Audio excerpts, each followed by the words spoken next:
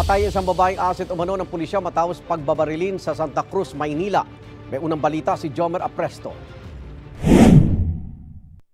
Dead on the spot ang babaeng yan matapos pagbabarilin sa Lope de Vega Street sa Santa Cruz, Maynila, pasado 1:00 ng madaling araw kanina.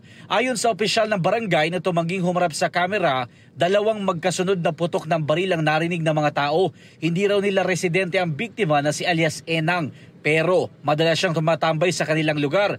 Tauhan din umano siya ng mga pulis, sabi ng barangay. Ang pagkakalam ko lang taga-Bangbang. Yung sinasabi nila ay alpa.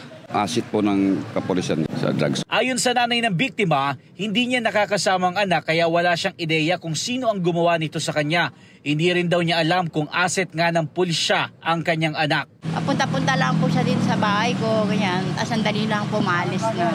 Hindi naman po dapat ginanon lang muna, may mga anak po yun. 3 po. Ayon sa Manila Police District, 2 tama ng bala sa ulo ang agad na ikinamatay ng 27 anyos na biktima.